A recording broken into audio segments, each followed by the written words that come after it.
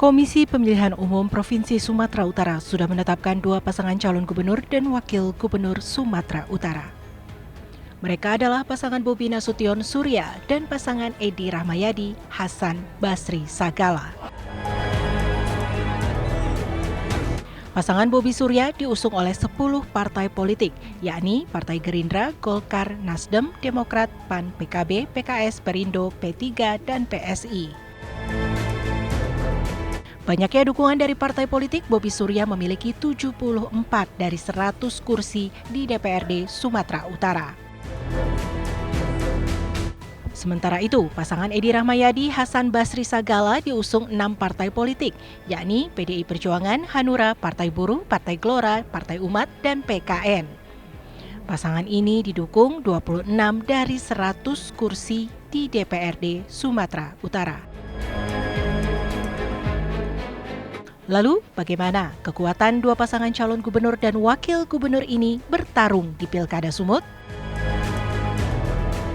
Menurut analis politik Karim Suryadi, keduanya memiliki kekuatan dan karakter masing-masing. Bobi Nasution didukung oleh banyak partai dan juga didukung oleh Joko Widodo. Sementara Edi Rahmayadi juga tak bisa dianggap remeh. Statusnya sebagai petahana tentu memiliki kekuatan dan basis pemilih yang kuat. Basis yang berbeda antara Edi Rahmayadi dengan Bobi Nasution. Saya lebih melihat Bobi itu kan sebagai pendatang baru yang punya kekuatan politik lebih sebagai rembulan yang mendapatkan pancaran kekuatan politik Jokowi gitu ya. Nah, apabila sinar yang dipancarkan oleh Jokowi meredup, saya yakin dia juga akan meredup. Tidak hanya dengan Edi Rahmayadi yang punya kekuatan binar politiknya sendiri. Jadi menurut saya kekuatan politik Bobi Nasution itu sangat temporal dan akan sangat bergantung kepada bagaimana pasokan kekuatan dukungan dari Jokowi. Jadi menurut saya preferensinya bergantung kepada apakah dia akan menyukai Jokowi yang ada di sana atau masyarakat akan menolak fotokopinya Jokowi di Sumatera Utara. Saat ini baik Bobi maupun Edi Rahmayadi bersama pasangannya masing-masing tengah gencar melakukan kampanye untuk meraih simpati warga. Beragam program dan janji-janji politik diumbar demi memenangkan dan menjadi orang nomor 1 di Sumatera Utara. Tim TV One mengabarkan.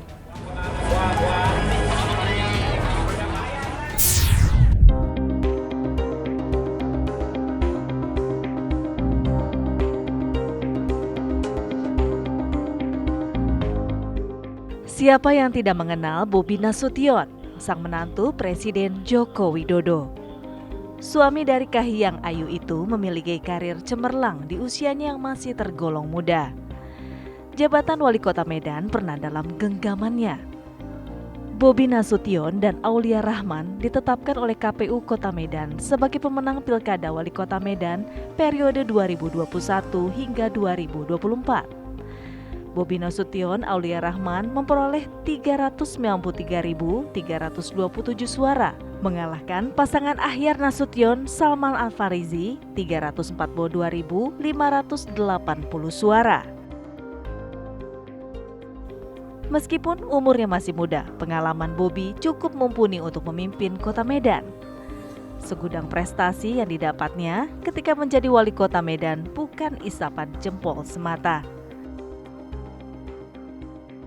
Adapun program unggulan dan prestasi Bobi Nasution ketika menjadi wali kota Medan, yaitu meraih WTP dari BPK 3 kali berturut-turut, pembangunan jembatan Cicanang, pembinaan UMKM hingga tembus pasar ekspor. Angka stunting di Medan turun, Pemkot Medan perbaiki jalan provinsi, program pemuda bela negara PBN, dan berobat di Medan pakai EKTP. Kegiatan tidak hanya membuat kebijakan kemajuan Kota Medan saja. Sebagai kepala daerah, khususnya di Kota Medan, Bobi juga kerap kali melakukan kontrol dengan melakukan inspeksi mendadak ke berbagai tempat. Kenaikannya pembeliannya meningkat atau sama saja? Di sini Pak, kata di sini. Satu ini yang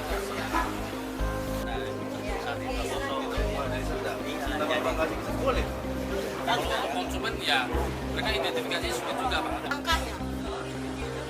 Kenapa di sana aku sampai 22.000? Udah nggak ada, mau 30.000 pun dibeli kalau ada, nggak ada. Kemana? Mas kita Pak selama ini. Sudah terlaksanakan 450 dari 550 Pak. Nah kebetulan satu yang belum tersuplainya yang di sini Pak. Kalau kita tak cek loh Pak, ini setnya aja nih Pak. Ya.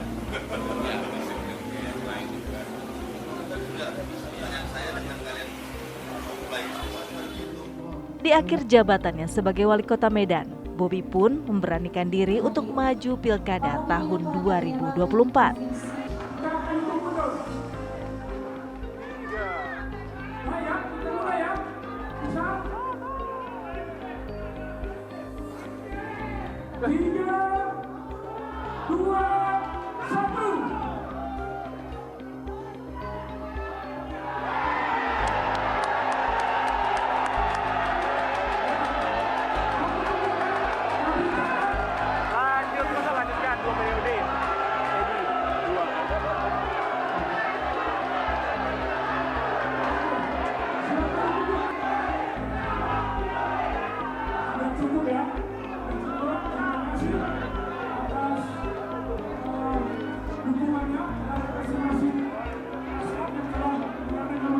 Provinsi Sumatera Utara, kami silakan. Kali ini Bobi Nasution akan berhadapan dengan petahana Edi Rahmayadi. Keduanya sudah ditetapkan sebagai dua pasangan calon gubernur Sumatera Utara yang akan berkontestasi dalam pilkada tahun ini. Tim TV One mengabarkan.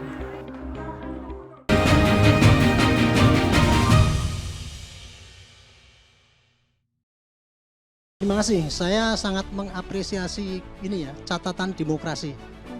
Menurut saya ini acara yang paling bagus. Karena apa? Melihat data-data di lapangan, melihat leader-leader di lapangan, dan sekarang ada solusinya. Pada kesempatan ini saya mengucapkan terima kasih pada catatan demokrasi. Baik, jadi hasil pemeriksaan ada salah satu pelaku dengan Catatan Demokrasi, Selasa pukul 20 waktu Indonesia Barat, live di TV One. Laga para petinju terbaik dunia disaksikan jutaan pasang mata. Menyajikan kelas bertanding yang berbeda.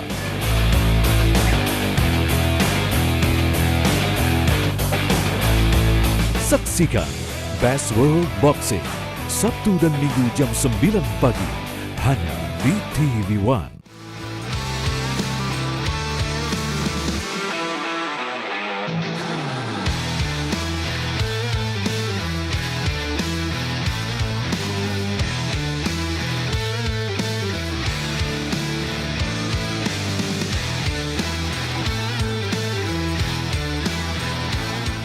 Kabar Arena Malam, Senin sampai Jumat, pukul 23.30 waktu Indonesia Barat.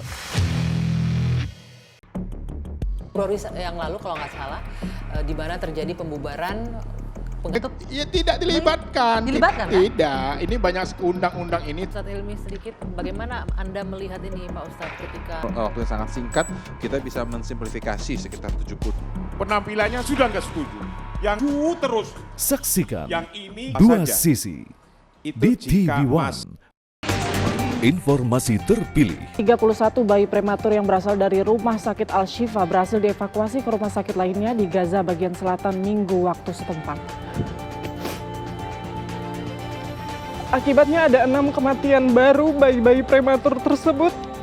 Menjadi perhatian utama. Komisi Pemilihan Umum KPU menelusuri kebenaran dugaan kebocoran data pemilih yang diperjualbelikan di media sosial. Kabar utama pagi hanya di TV One. Membedah informasi dengan ketajaman analisa. Bagaimana konfigurasi atau prediksi konfigurasi nantinya di Senayan. Bang Erwin? Kita ingin menjaga demokrasi itu untuk kepentingan bersama. Dan insya Allah Golkar akan berada di depan untuk itu. Menghadirkan pandangan para pengamat dan ahli. Menjaga demokrasi itu merupakan hal yang paling penting, Bang Emrus. Bukankah kita lebih mengedepankan musyawarah mufakat untuk kepentingan rakyat? Apa kabar Indonesia Malam di TV One? Terima kasih. Saya sangat mengapresiasi ini ya, catatan demokrasi. Menurut saya ini acara yang paling bagus. Karena apa? Melihat data-data di lapangan, melihat blunder-blunder di lapangan, dan sekarang ada solusinya. Pada kesempatan ini saya mengucapkan terima kasih pada catatan demokrasi. Baik, jadi hasil pemeriksaan ada salah satu pelaku dengan Catatan Demokrasi, Selasa pukul 20 waktu Indonesia Barat, live di TV One. Sebelum ide ini dilepas ke publik ya, sebaiknya beliau itu menemui tokoh-tokoh puncak dari atau majelis-majelis agama. Ketika ada ide tentang KUA ini akan diberikan suatu keleluasaan untuk ke umat yang lain, sangat baik sekali. Semakin banyak ruang yang didesain sengaja untuk orang bertemu yang berbeda agama. Catatan Demokrasi, Selasa pukul 20 waktu Indonesia Barat, live di TV One. Hampir 15 sebelum pemilu itu puncak-puncaknya harga beras. Sekarang ini sebetulnya transisi untuk dari naik sudah turun. Bulog mendapatkan penugasan dari pemerintah untuk mengelola cadangan beras pemerintah.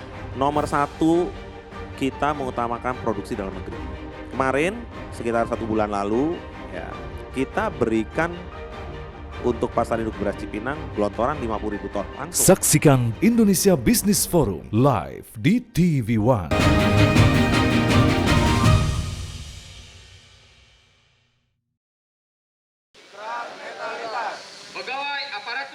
Puluhan aparatur sipil negara ASN jajaran pemerintah Aceh mengikuti apel dan penandatanganan ikrar netralitas pada Pilkada tahun 2024. Kegiatan ini dilakukan untuk menjaga dan menegakkan prinsip netralitas aparatur sipil negara dalam melaksanakan fungsi sebagai pelayan publik. Selain itu, kegiatan ini juga untuk mengingatkan para pejabat di setiap instansi untuk tidak menyalahgunakan jabatannya dalam politik praktis di pilkada yang akan datang. Dalam kesempatan ini, penjabat Gubernur Aceh Safrizal menegaskan akan menindak tegas apabila jajarannya terlibat dalam politik praktis, seperti sanksi pemecatan hingga pencopotan dari jabatan. Para ASN menjadi ingat apa yang boleh dan apa yang tidak boleh dilakukan oleh ASN sepanjang pilkada ini berlangsung. Bagaimana bila ada ASN yang tidak netral? Ya, nah kalau ada yang mengadukan ASN yang tidak netral, nanti diproses oleh Panwasli Aceh. Panwasli Aceh akan memberikan rekomendasi kepada pemerintah, kalau dia provinsi, dan kalau dia kabupaten kota. Nanti kita lihat pasal yang dilanggarnya, lalu kita minta persetujuan atau rekomendasi Menpan atau BKN, kemudian keluar rekomendasi kepada kepala daerah, kemudian dijatuhkan hukuman berdasarkan berat ringan pelanggaran yang sudah dilakukan. Punishment terberat apa ASN Pak? Supaya netral dia. Yang paling berat diberhentikan dari PNS. Ya. Usai pembacaan ikrar, para ASN menandatangani integritas ASN yang dimulai oleh PLH Sekda Aceh Azwardi yang diikuti oleh para asisten Sekda, staf ahli, dan para kepala SKPA pemerintah Aceh serta kepala biro di lingkungan Setda Aceh. Dari Banda Aceh, Muhammad Fadli, TV One mengabarkan.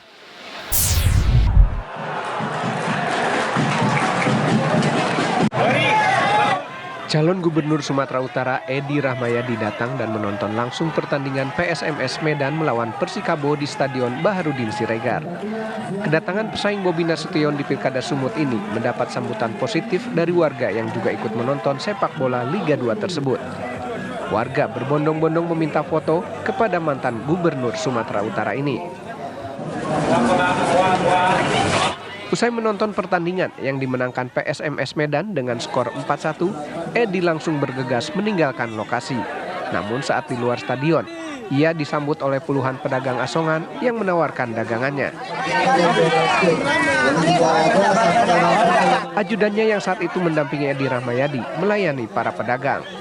Dalam waktu singkat, sang ajudan merogoh kocek dari dalam tas hitamnya. Diduga ia memberikan amplop kepada para pedagang asongan.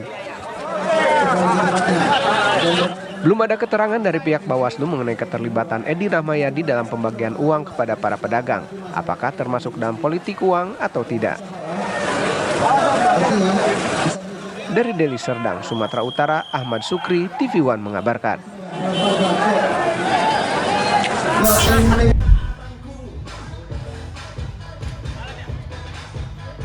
Calon Gubernur Sumatera Selatan nomor urut 1 Herman Deru melakukan kampanye di pelataran dermaga Pasar 16 Ilir Palembang. Kedatangan calon gubernur petahana ini telah ditunggu relawan dan para pendukungnya. Herman Deru menyapa dan menyempatkan berfoto bersama warga. Selanjutnya Herman Deru menemui para milenial yang telah berkumpul di dermaga dan masuk ke kafe atau warung kopi terapung di pinggiran Sungai Musi. Herman Deru juga masuk ke sejumlah warung kopi untuk menyapa warga yang tengah bersantai. Tak lupa ia juga mencicipi kopi dan mengajak warga menikmati sore di dermaga yang tak jauh dari jembatan Ampera ini. Ia mengaku bangga pada anak-anak muda membuka usaha di kawasan yang kini menjadi tempat berkumpul para milenial. Saya bangga banyak pelaku usaha startup ternyata memang dari kalangan muda, milenial, Gen Z yang sudah terlihat punya jiwa berani berkompetisi. Jadi untuk berusaha seperti ini, ya berusaha seperti ini tidak cukup punya modal saja, tidak cukup punya keahlian, tapi harus berani berkompetisi. Nah, ini sudah menunjukkan keberanian. Siapa nama? Ihsan. Kalau Bapak terpilih nanti, apa ada janji untuk milenial ini usaha mereka? Tentu pemerintah harus menjadi jembatan bagi pelaku usaha dan pasar. Jadi di tengahnya pemerintah. Jadi ada persoalan apa di pasar, itu pemerintah yang akan membenahi. Ada persoalan apa pada pelaku usaha, pemerintah juga akan membantu. Salah seorang pemilik kafe berharap pemimpin Sumatera Selatan yang terpilih dapat mendukung pelaku UMKM, mengingat potensi wisata di Palembang yang masih sangat besar. Gubernur, tugas fungsi. Kami sangat senang sih dan mengapresiasi Pak Herman Deru semoga beliau bisa terpilih di periode kedua, sehingga ini sebagai bentuk sebagai bentuk dukungan dari beliau calon gubernur untuk kita UMKM, dan kita ini merupakan kopi terapung pertama di Kota Palembang. Pada Pilkada Sumatera Selatan 2024, Herman Deru berpasangan dengan Ci Ujang yang mendapat dukungan dari 6 partai. Dari Palembang, Sumatera Selatan, Ganda Kopatra, TV One mengabarkan.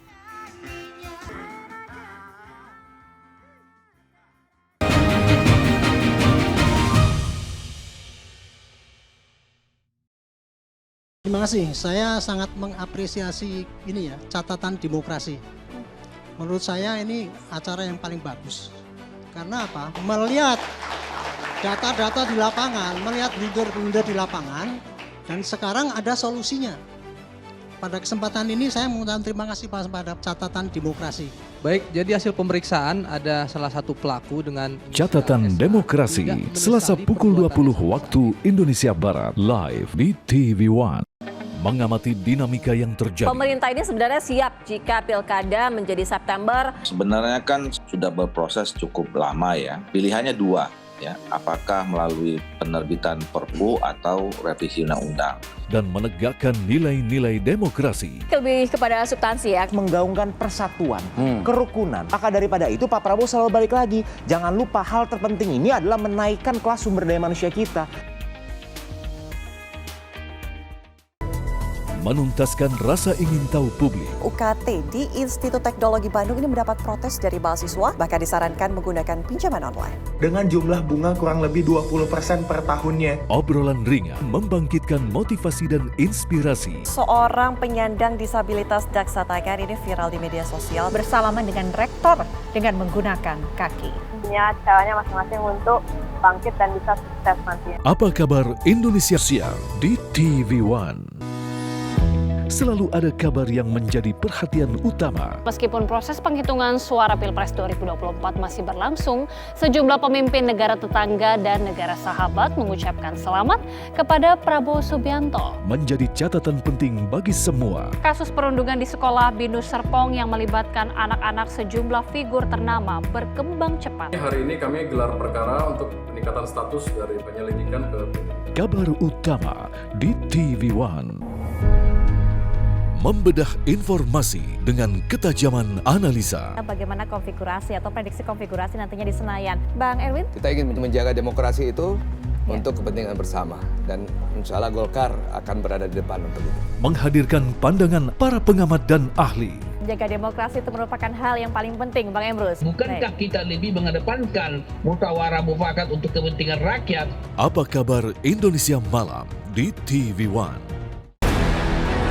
Menuntaskan kasus yang meresahkan.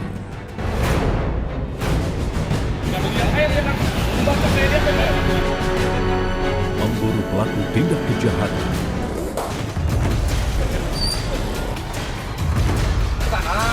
Menyergap hingga ke tempat persembunyian.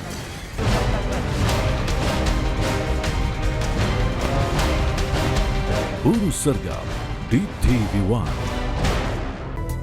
Menuntaskan rasa ingin tahu publik. UKT di Institut Teknologi Bandung ini mendapat protes dari mahasiswa, bahkan disarankan menggunakan pinjaman online. Dengan jumlah bunga kurang lebih 20% per tahunnya. Obrolan ringan membangkitkan motivasi dan inspirasi. Seorang penyandang disabilitas Daksatakan ini viral di media sosial bersalaman dengan rektor dengan menggunakan kaki.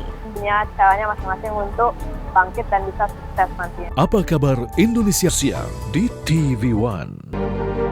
Hampir 15 sebelum pemilu itu puncak-puncaknya harga beras. Sekarang ini sebetulnya transisi untuk dari naik sudah turun. Bulog mendapatkan penugasan dari pemerintah untuk mengelola cadangan beras pemerintah. Nomor 1, kita mengutamakan produksi dalam negeri. Kemarin sekitar 1 bulan lalu ya, kita berikan untuk pasar induk beras Cipinang gelontoran 50.000 ton. Saksikan Indonesia Business Forum live di TV One. Terima kasih, saya sangat mengapresiasi ini ya, catatan demokrasi. Menurut saya ini acara yang paling bagus. Karena apa? Melihat data-data di lapangan, melihat leader-leader di lapangan, dan sekarang ada solusinya. Pada kesempatan ini saya mengucapkan terima kasih pada catatan demokrasi. Baik, jadi hasil pemeriksaan ada salah satu pelaku dengan Catatan Demokrasi, Selasa pukul 20 waktu Indonesia Barat, live di TV One.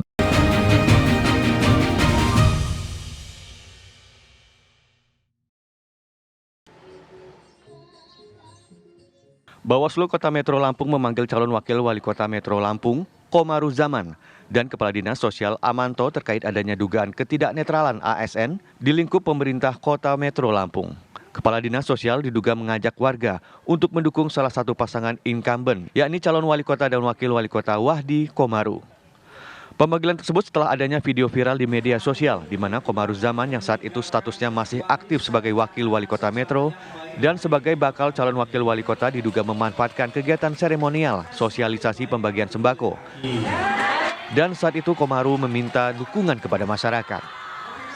Kepala Dinas Sosial Amanto memenuhi panggilan Bawaslu Kota Metro. Usai diperiksa, Amanto membantah tidak netral sebagai ASN. Lalu yang diperiksa apa lagi tadi Pak? Selain ditanya soal kegiatan, apakah ada ditanya soal indikasi ada kampanye pada saat sosialisasi tersebut? Ya jelas kami selalu menekankan di dinas saya jangan sekali-kali menyebut nama orang. Kan namanya kan harus tetap jabatan, misalnya Pak Wali, Pak Wakil, dan kami menekankan betul jangan sekali-kali memberikan dukungan, memberikan aplaus, memberikan apapun kalau ada hal-hal yang menjurus sesuatu yang mengajak. Saya sudah tekankan karena ini program resmi.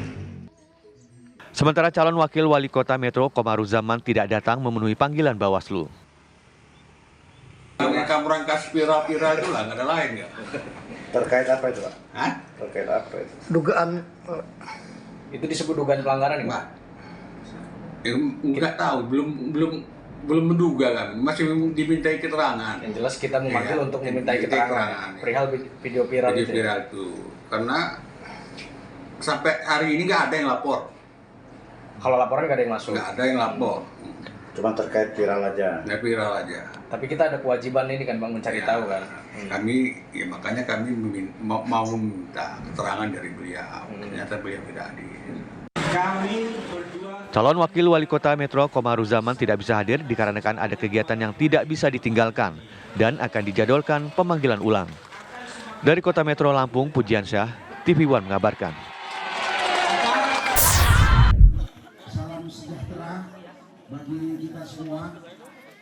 Kunjungan calon Bupati Langkat nomor urut 2 Iskandar Sugito dan Adeli Tama Hidayat Sembiring kali ini mengunjungi warga di Desa Perhiasan, Kecamatan Selesai, Kabupaten Langkat.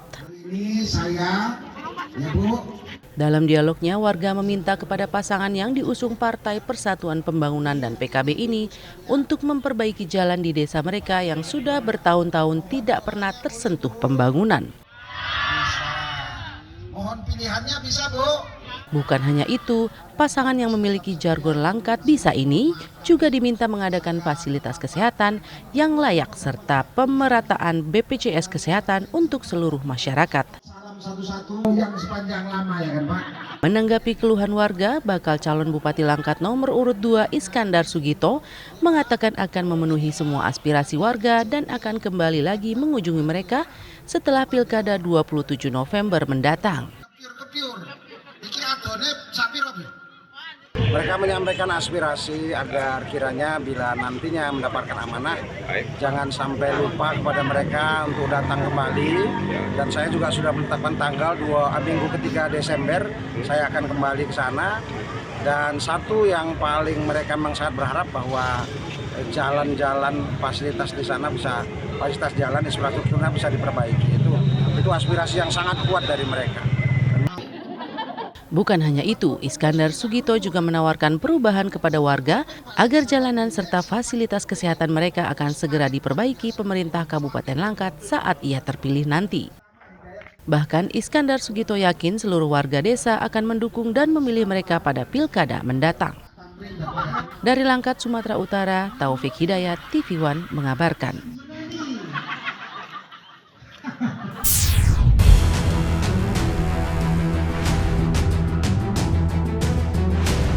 Bobi Afif Nasution mulai ramai diperbincangkan publik saat wali kota Medan tersebut mendaftarkan diri melalui Partai Golkar menjadi calon gubernur Sumatera Utara. Pria kelahiran Medan tahun 1991 ini merupakan anak mantan Direktur Utama PT Perkebunan Nusantara Persero 4, Erwin Nasution. Setelah lulus pendidikan di Institut Pertanian Bogor, Bobi menjajal dunia bisnis di bidang properti. Ia mulai dikenal publik setelah menikah dengan putri Presiden Joko Widodo Kahiyang Ayu pada 8 November 2017 sehingga namanya kerap dikaitkan dengan nama besar Presiden Jokowi.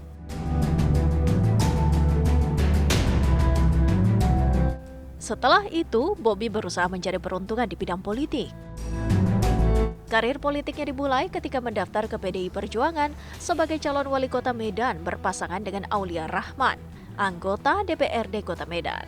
Mereka diusung sejumlah partai seperti PDIP, Gerindra, Golkar, PAN, Demokrat, Hanura, P3, dan PSI. Dalam persaingan di Pilkada Medan, Bobi ditetapkan sebagai pemenang oleh Komisi Pemilihan Umum KPU dan berhak menduduki kursi wali kota Medan. Tak berhenti sampai wali kota Medan, di momen Pilkada 2024, Bobi kembali mencoba peruntungan dengan mendaftarkan diri menjadi calon gubernur Sumatera Utara. Kali ini, suami Kahiyang Ayu tersebut tidak menggunakan PDI Perjuangan sebagai kendaraan politiknya, melainkan melalui Partai Gerindra yang menaunginya. Bobi pindah haluan ke Partai Gerindra setelah hubungannya dengan PDIP berakhir. Tak hanya Gerindra, sejumlah partai lain seperti PAN dan Golkar juga merekomendasikan Bobi untuk maju di Pilkada Sumut. Tim TV One mengabarkan.